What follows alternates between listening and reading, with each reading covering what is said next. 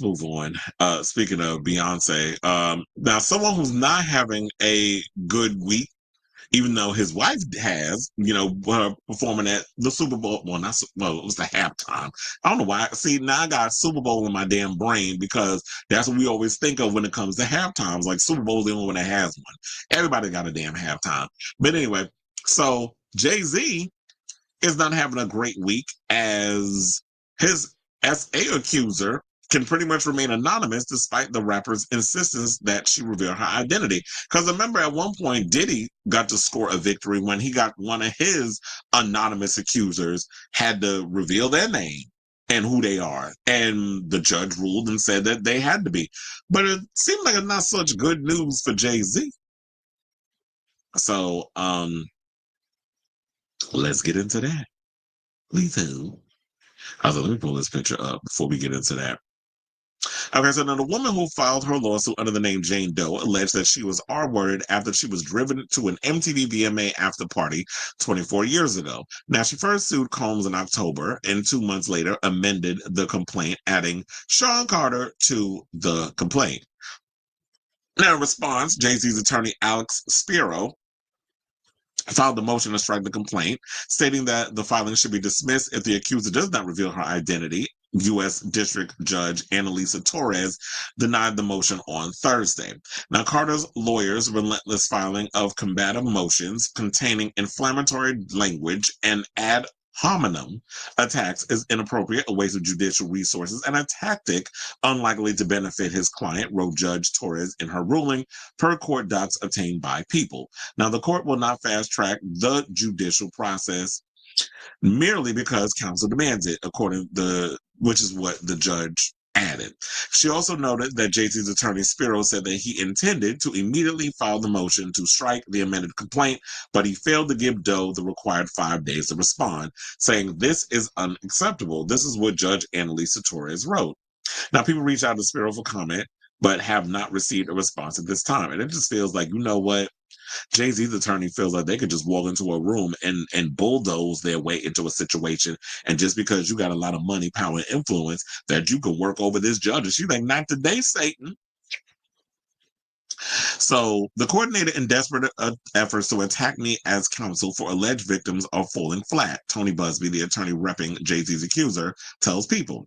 Now, in Spiro's previous court filing, he urged the judge to require the woman to reveal her identity if she wants to continue the lawsuit. This is according to the Associated Press. Now, Spiro wrote in part, Mr. Carter deserves to know the identity of the person who is effectively accusing him in sensationalized publicity hunting fashion of criminal conduct, demanding massive financial compensation, and tarnishing a reputation earned over decades. But they're probably thinking all of this because, oh, he needs to know who this lady is. So what? You can get on social media and smear her? Because we know what a lot of you people in power. Now, don't get me wrong. If anybody's accusing someone of SA, I do agree, in a perfect world, you should be notified as to who is following these things. Knowing him, probably, I don't know her. But her revealing herself, we know what you're going to do. It's called, you're going to humiliate and intimidate her.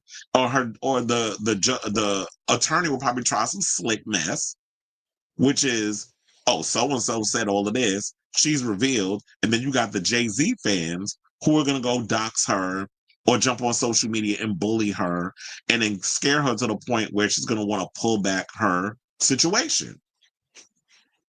So yeah, whether or not this thing is true, because I don't know, I wasn't there. I didn't witness Jay-Z allegedly doing these things to this girl 24 years ago. And I don't want to get to a point. See, and I hate the fact that I would have to say, yeah, somebody her age should not have been allowed. How did she get into an after party? How was she hanging out with all these grown ass people? Where the hell was her parents? Who was she there with? Because I don't remember exactly who it was. If she was there with a friend or whatever. Where was this person? And so, but when you say that, the people automatically equate with, oh, here you go, victim blaming. She put herself in this position. Because I don't trust none of these grown ass people and what they're capable of. These people out here just batshit insane. There'd be a lot of Chester and molesters running around this industry. So now on October 13th, the accuser acknowledged in an interview with NBC News that she made mistakes and her recollection of the incident has inconsistencies. However, she stands by her allegations that Combs and Jay-Z allegedly raped her. Oops, I'm supposed to say R word because you know how the algorithms are on here.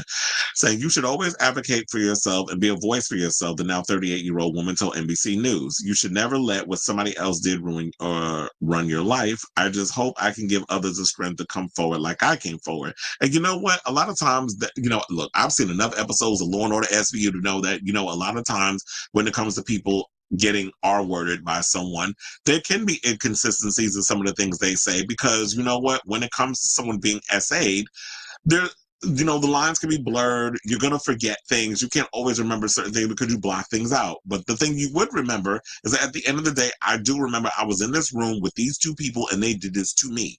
And so now the attorney's thing is to prove that these situations happen and get a jury to believe it and see how we convict. Does this mean that Jay-Z gonna go to jail? Does this mean that Jay-Z's got to pay this big fine?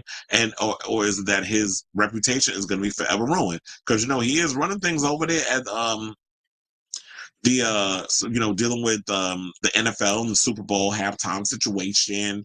And we ain't got to go into a whole tangent about how some of these people in the industry feel about Jay-Z and the way he conducts business and the shadiness behind the scenes towards other artists and things that he tries to stop people's bag, like the things 50 Cent has said about him, and why he don't particularly care for Jay-Z because of the little sneaky snake shenanigans that he does behind the scenes business wise, where he tries to stop people's bags and situations. So I could totally understand all of that. But like I said, what I'll be doing is I will definitely keep abreast of the story as it develops. But it looks like, Jay, that it's a strike against your situation, that you were trying to get a little something, something going.